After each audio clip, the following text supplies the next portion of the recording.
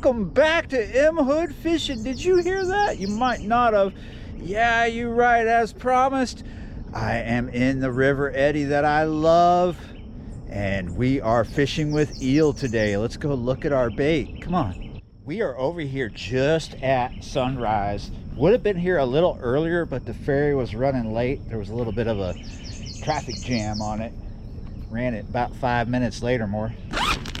We gotta hurry up. This swim is just the river. That's what I'm using carp terminology. So here's what's left over from yesterday in case we need it. Just a little bit of skipjack there. And here is the eel that someone murdered the other day. Let's get it out. There we go. That's a decent size Atlantic eel to have for bait this morning. Typically over the years when I catch eel, if they're small, I just let them go. If they're this size or bigger, I bring them home and I eat them. So I've never really been one to keep this size for bait because it always seemed like a waste. But this was already dead and it had been laying there, but it hadn't been there long. Rigor mortis hadn't set in. Their skin is really tough. We will just use these scissors and the knife. Let's see if we can cut it. We're gonna do like here, this will be for our big bait. Ooh, tough. This is that kind of bait that doesn't come off the hook even if you want it off the hook. There we go. That's one bait. Let's cut a smaller one because we're rolling out 9/0 and 6/0, 4 ounces of lead.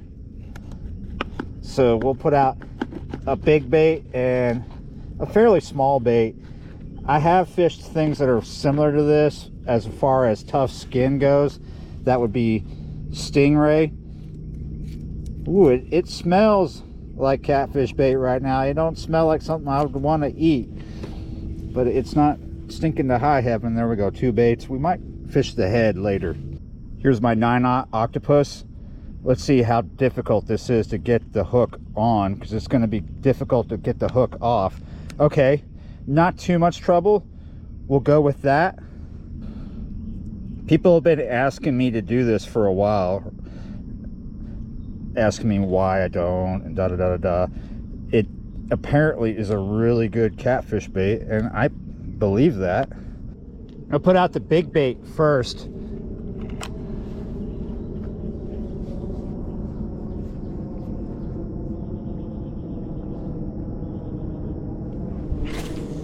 Oh, we trimmed the willows a little bit. That's fine. It's not out too far, but this is not going to be in shallow water. We are in the eddy, like I said. We do have a back current going upriver. This is upriver right here. For the smaller bait, we're going to throw downriver and we're going to do a sideways cast. These baits don't have to be far out. I've seen big fish feeding really close in. So we've got the big bait in a good place. Now we need to put this one in a good place, which shouldn't be difficult to do. That should work really good. It's going to drift a bit, end up in front of us. This is a different part of the eddy. This isn't the same spot I was in the other day when I caught that 27-pound blue cat. I know that we're in deep water. We're actually probably in deeper water today than we were that day, because I'm judging by the incline of my line and where it hits the water.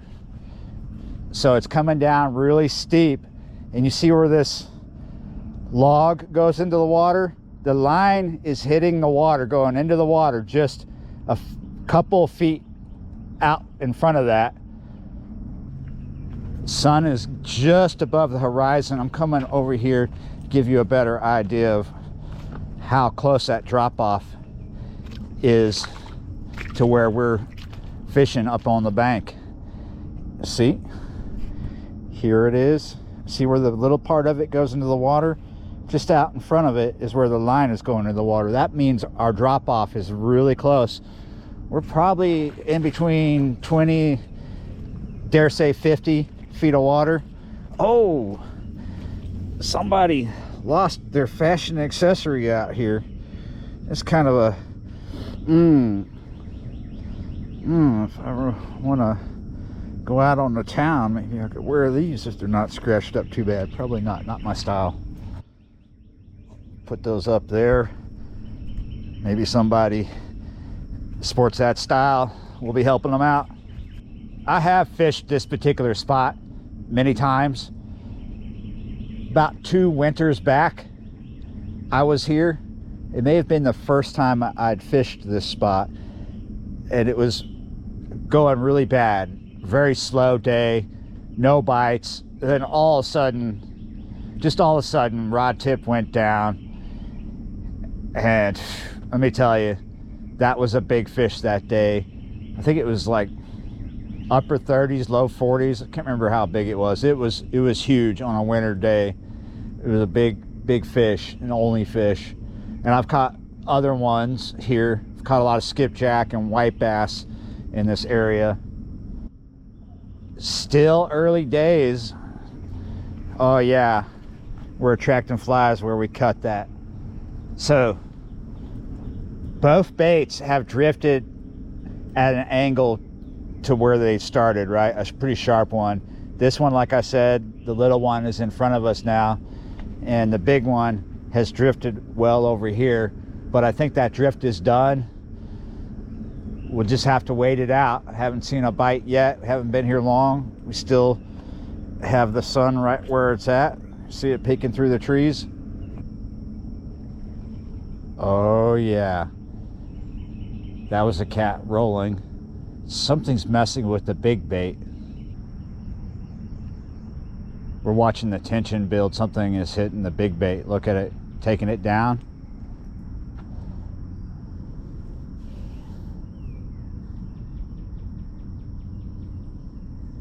Okay, he backed off. There's a very, very likely possibility that it's not a big fish. He's just pulling on one side of the bait. Oh, he came back. Oh, that was serious, but I don't think there's a fish here. That was just a serious pull. Pretty confident we still have bait out there. Let's just watch it for a while before we bring it up.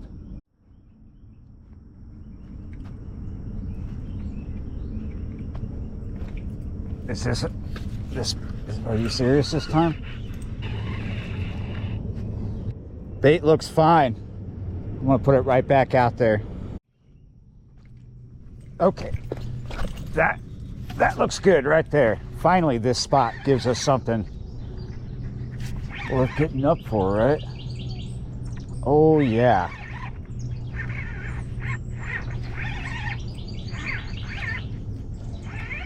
Let me tell you, I was real close to not wanting to stay here any longer. We've definitely been here for over an hour, but hey, we were having really nice looking bites. But yeah, so I have dealt with the problems with the current here before, and I fished it at different levels. All along where we're at, it's difficult if you're bringing out 10-foot rods, even worse if you're bringing out 12-foot rods, because you got the trees in your way and whatnot. And certain sections of this eddy just have really strong current. This is a nice fish, guys. Trying to turn his head to keep him coming up towards us instead of going to, oh yes, this is a nice fish. And oh my goodness, is this a nice fish. Oh yeah, that's why I came over here.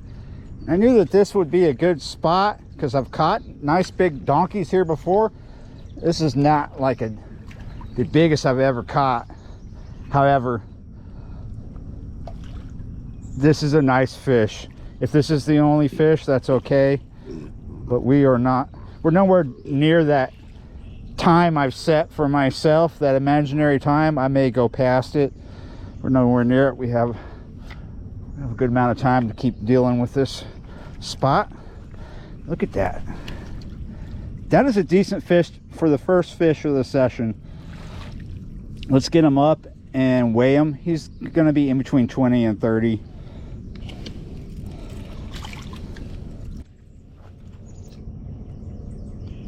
Whoa! Oh, come on.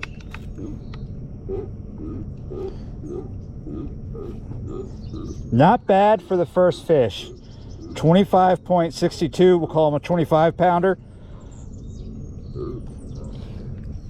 He might do one on us here in a sec. He's still pretty lively. Yeah, I was about ready to give up on this spot.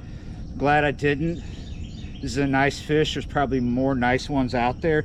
Time is ticking. We got to get back at it, guys. But I'm well happy. I'm chuffed, as you might say. Yeah, I'm happy. This is good.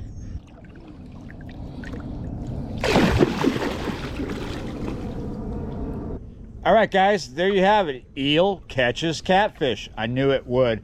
It's done gone 9 o'clock. The bite has died, and I am gonna get out of here. Thanks for watching, liking, sharing, commenting, and subscribing, and I will see you next time.